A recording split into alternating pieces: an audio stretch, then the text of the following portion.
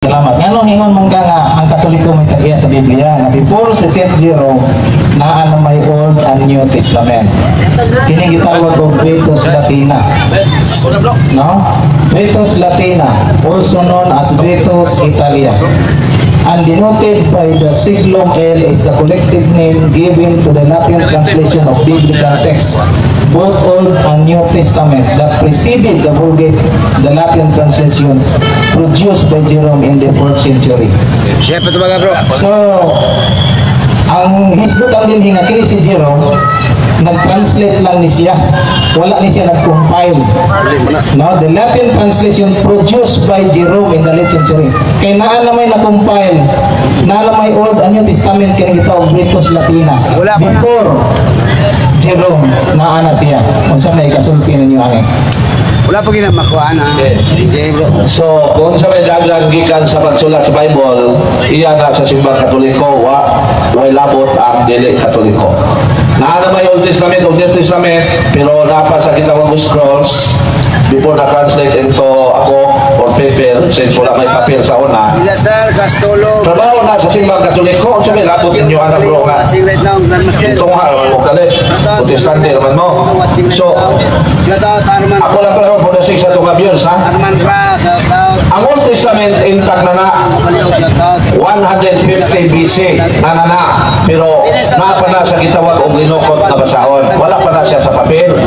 Kaya ang papel for your information sa mga basayon, ang China nag-invento na 200 BC. Iabot na sa Israel 280, meaning 400 years pa. Usa niabot sa Israel ang papel. So, ang simbang Katoliko na tuko na 33 AD, namatay si Lord Jesus 33 AD, namatay si Lord Jesus 33 AD. After sa 19 years, gisugdan na og sulat ang New Testament. Scrolls pa, katong parchment o papyrus, panit sayo o panit kahoy ng isulatan. After natagad sila kagawasan, tuig 313, pagka 325, nakamato na sila First Ecumenical Council, another councils, nagitoko, gimogna na sa Pope Damasus, inungdan na niya, tuig 22 is, bali na po na sa papel, no? Bali na po na sa papel, so akong balik ko ng ang tugal, ha? Nana ang Old Testament, intact na, pero wala pa sa papel. Ang New Testament, na humanong sulat, 180, pero wala pa sa papel. Kinsay nagmaniobra o naghimo nga na ngato sa kalibro, ang simbahan nagitoko ni Lord Jesus, kay wala pa itinoko ng tao anong panahon na. So, sino ba yung problema ni mo bro? Wala pa man mo. Kasi mo yung kabuto. So, kung sino ba yung kuwadra ng mo Kristo ng kabro, kawa, ano yung labot, ano panahon na? Nag-angkon man mga kamoy tagiya sa Bible, pero ang history nagsulti matod pa diri Vetus Latina, an old Italic and denoted by the siglum L is the collective name given to the Latin translation of biblical text. Nanay Biblia, both Old and New Testament, nanay translation Vetus Latina. Asa may una, compilation o translation? Kaya mo una. So ganang mga gingon ni mo bro, buhat na sa mga Katoliko, obispo, nga wala dili official nga iya sa simbahan, meaning without the knowledge of the Pope. That is why wala na i-recognize na official na lang translation. Na. So kung unsa na sa Katoliko na wala gilabot na Protestante niya. So kung pasabot nakigalis ka na ko sa mga butang na mo, eh wala ko man ilabot niya. So, akong balikon. Daga ng mga translation, pero ayaw ina o Bible. Scrolls ang gaminta, kaya wala pa na mapalhin sa papel. Wala din pa magamit o word Bible, ano yung gayon na. Kaya ang Bible dito na sa 404. Kaya wala pa lagi papel sa Israel before sa 200 AD. Kaya ang papel according sa history invented sa Nasod China, mayabot sa Nasod Israel 200 AD. BC na invento 200 AD mayabot sa Israel. So ayaw paggamit o word Bible. Do ang mga scholars mo gamit sila na, pero doon na sila explanation. Labi na sa mga little na mga tao mo gamit o Bible. Waka kabalo karon sa na invento ang papel.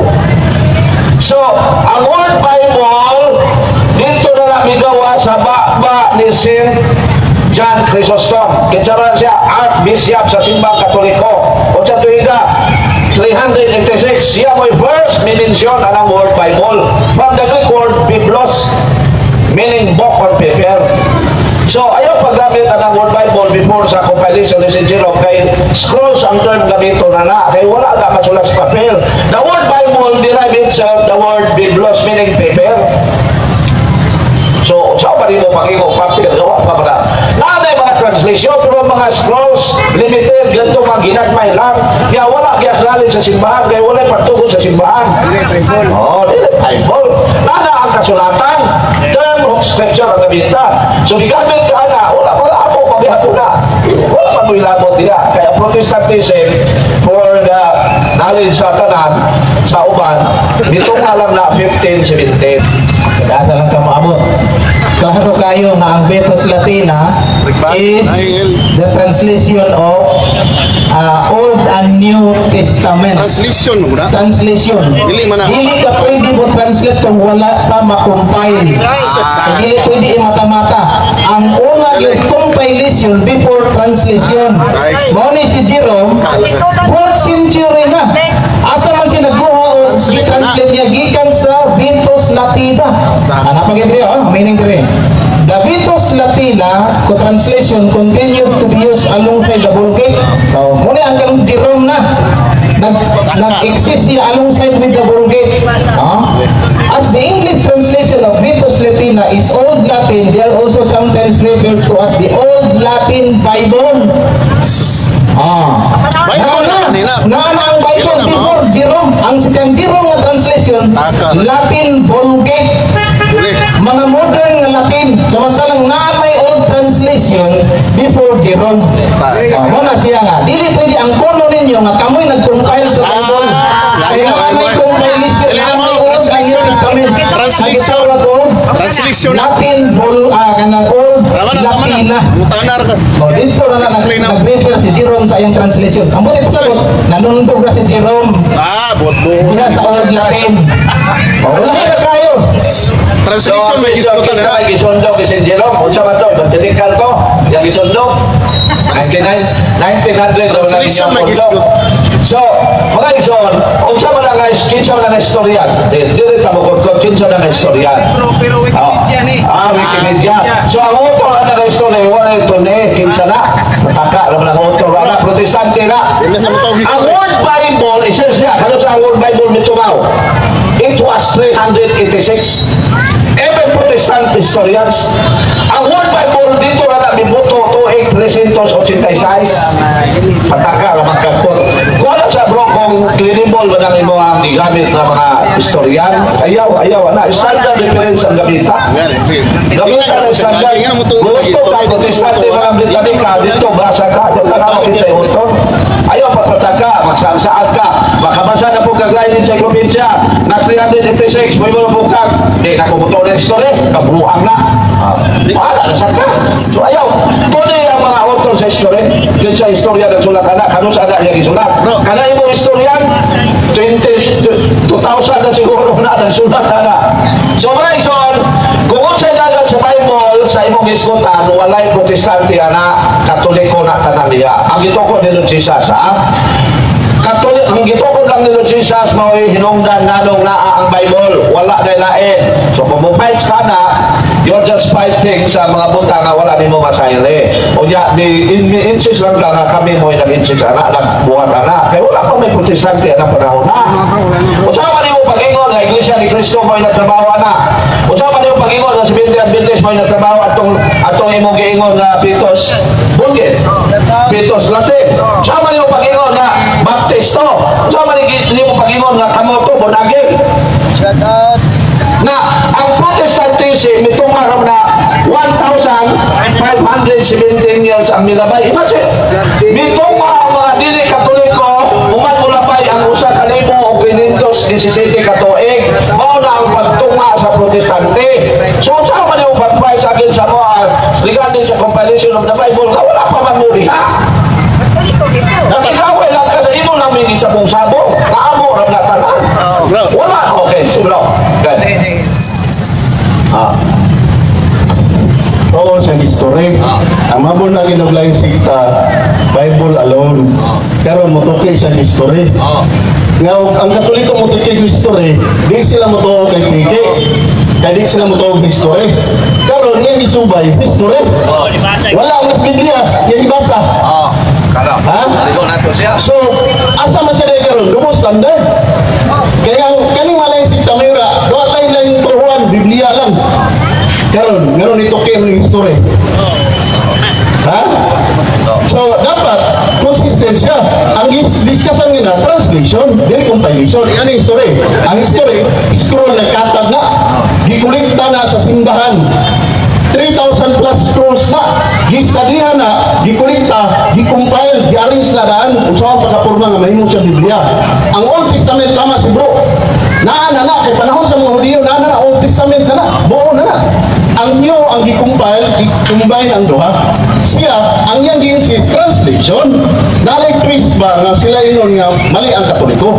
Supposedly, dapat, ana, ano masabda niya. So, dapat bro, ang imong ikuan din ni karon against ba ka sa Catholic Church, dapat ingnon mo nga kami mo nag-compile ani ha? Wa mo ilabot ha? Ha? Ana, ako lang medyo interesting na nato ang kuan ba? Na igo lang ka mo kontra sa Katoliko, pero dili ka mo proud ka mo ba to? So, mukawas nga samok-samok lang imo. Kung maigo ka din nga anak kasamahan na mo ang yawa, atong kang Lord Jesus very word ha? Kanang magsupak-supak lang without kanang knowing what is true. Mugawas na anak ta sa yawa anak. Na ito masarang giingon ni Lord Jesus. Kung siya giingon ni Lord Jesus, anang wala magbasis ka maturan. Also, 44, I'm sorry. Juan 44.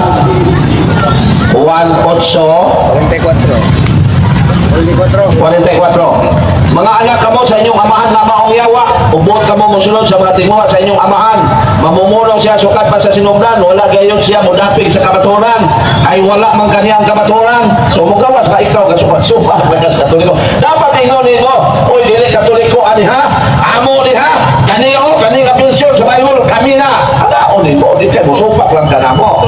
So, okay, sige Brad. So, another question. So, ang katong pundok di mo Brad?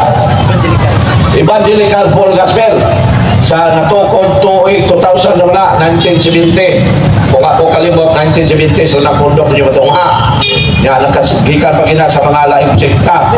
So iklaro bro nga dili Katoliko may nungdan na nung Bible ha kini nga akong pundok lagi pasagupan mo ni okay. Salamat kayo no.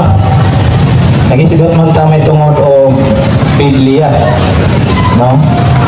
Kining Biblia nga dunay 39 ka buok libro sa Old Testament. Mao ni siya ang kanang original. Gitawag siya proto-canonical books. So dapat yung mananakin sa itong nailibro nga 39 books, mao na siya ang original. Ika na siya gid sa Hebrew Bible. The proto-canonical books are those books of the Old Testament that are also included in the Hebrew Bible and that came to be considered canonical during the formational period of Orthodox Christianity. The Old Testament is entirely rejected by the some forms of Gnosticism, but the Hebrew Bible was addressed even more lightly by the Jewish Christians than Gentile Christians. Mamina sa? Ayaw nag-explain. The term proto-canonical is often used to contrast these books of beauty-canonical kanang beauty-canonical books gikontrast ni sila. Kikining beauty-canonical nahitabo ni sa Council of Trent gibugang sa Roman Catholic ang ilang mga libro apocrypha nahimo na silang 72 books. These are typically 39 proto-canonical books in most Christian Bibles which correspond to the 24 books in the Jewish Tanakh. So morning nga kita mo yung original.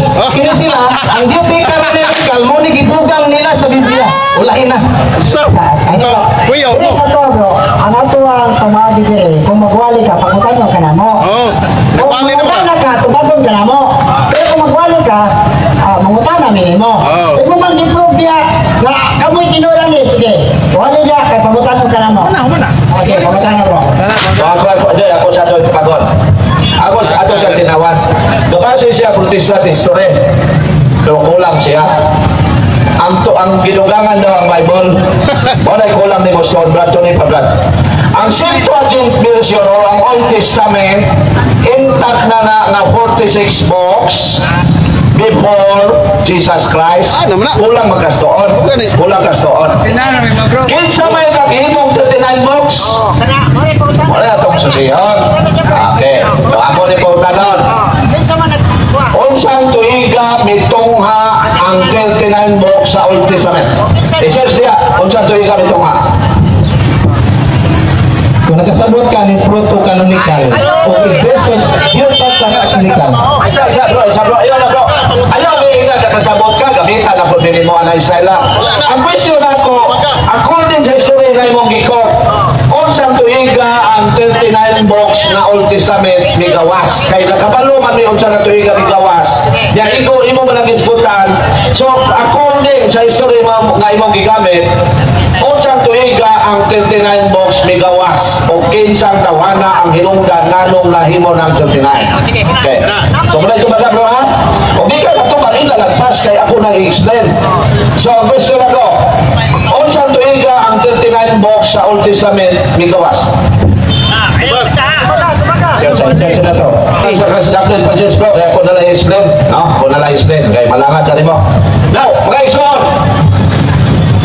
Kano sa amang yun ang Old Testament na intact pero wala pa sa papel. Linokot pa na ang basahon, scrolls, intact na na. Kung sa tuiga, 200 BC to 150 BC. Basig na libog na sa libuban. Ano na? Ang Old Testament mga ison, ang counting of is from the top to the bottom. For example, 2023 karon, 24. Next year, 2023 na. Next another year, 2022. Muna ang type of counting of age before Christ. That is why I said 200, 250 or 300, 250 or 300, Shout out kay Dilin Husol sa Bido. Pila na kalibro? Maridel Colina. 46 box. Unsa sunod? Proto-canonical box. Unsa pa? Deuterocanonical box. Kinsa nagpainta ka na? Si King Ptolemy. Kinsa si King Ptolemy? Hari sa Egypt. O gusto niya nga masulod ang giingong holy book sa mga Hudiyo na gitawag nila Octanat dito sa library sa Alexandria. Pinungdan niya yung imando. Since ang universal language na panahon na is Greco man, ang Old Testament Hebrew man na Aramaico, gitranslate na sa Greco. Kaya bisag Hudiyo makasabot o Greco, bisag Greek, mga uban pang lugar dito Middle East makasabot o Greco. Kaya during the time, Greek is the universal language. So giuban na Greek, unya intact na ng Septuagint version. Pila ka libro? 46 books. Ang question, nanong na may 39 niya yung isgutan? That is why I ask him, kung saan ang tuhiga na gawas? Ang 39 books na Bible, Shout out kay Kim Rolanos, bro. Bayong gabi. Kinsa may nagkaingon? Si Ben Joseph Akiba. Kinsa man si Ben Joseph Akiba? Usa siya sa mga nahimong leader sa mga Hudiyo. Unsa ba iya Israel? Gisupat siya sa mga Hudiyo nga ahid sa iyaha. Gisupat niya mga propeta nga ahid pa sa iyaha. Na unsa man dahil itong tanak? Ang proto-canon mo na ang first group of books sa Old Testament na na-canonize. That is why proto-canon, proto meaning first, canon meaning law. Ang Deuterocanon mo na ang ikaduhang grupo sa mga libro nga gila sa mga Hudiyo o na-canonize. Deutero is second canon law, ikaduha. Now, kinsa may mga responsible person sa Deuterocanon?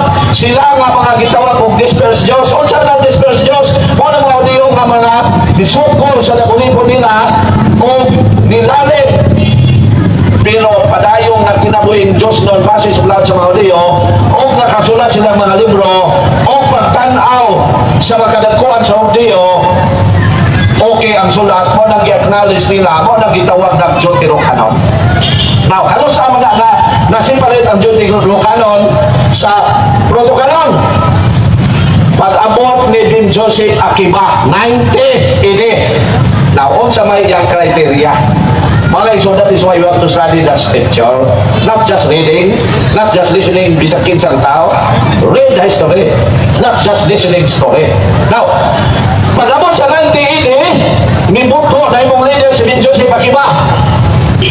Unya iyang gikontra. Shout out kay Archie Mix. Og tuod Ngayong ana, gabi. nakuha siya upat ka kriteria nga iyang basihan aron iyang matanggal ang Deuterocanon. Unsa man na? O shout out First, kay Elmer Relator. according to him, Campisinio. Shout out ang bro. libro according to him nga atong dawaton, it must be harmony with the Pentateuch. Unsa ang Pentateuch? Mo nang first book sa Old Testament, Genesis, Exodus, Leviticus, Números, og Deuterocanon. Deuteronomy, rather. Mo na ang gitawag og Torah. Then, kaya according to him, wala ni mohaom diya based on his opinion. Unsa pa? It must be written during Shout the out time kay of Rinaldo. Isra. Isa na Isra. Paano sa Natad kaulino Kinilog. na inila? Nga diha sa panahon nga 400 BC. So ang libro nga masulat after sa 400 BC nasa 390 pa ubos, dili na niya dawaton. Kay kinahanglan na ang libro nga dawaton na as panahon ni Isra 500 to 400 BC. Unsa pa ikatulo? It must be written within the Palestine. Kinahanglan nga ang libro nga atong dawaton na sulat sa atong yutang saad ang kataan na mga Palestine. Unya ang Deuterocanon dito man nasulat sa laing lugar kay dispersed Diyos mga Udiyo man nga nakatibulag or may lalin ang nagsulat ana o nang ilan ang i-disregard. Unsa pa? It must be written in Hebrew language. Kay ang dispersed Diyos ang ilang gigamit na language Griego na. Do kabalo sila sa Aramaic, Hebrew, pero ang ilang gigamit sa ilang palibot Greek man ang language. Wala gigamitan nila na Greek language. Pagbasa ni Rabbi Akiba, uy, dili mo pasar. Dili mo pasar. Outside the Palestine, nga dili Hebrew original. Out na sa time ni Rabbi Akiba, ni Isra. Nya wala mo haom, according to him, wala mo haom sa Pentateuch. Mo nang iyang gitanggal. Unsa doy ka? 90 AD. Ya mo na isundo di mo. Ya bro? Unsa man libro ang gitanggal nila? Nga.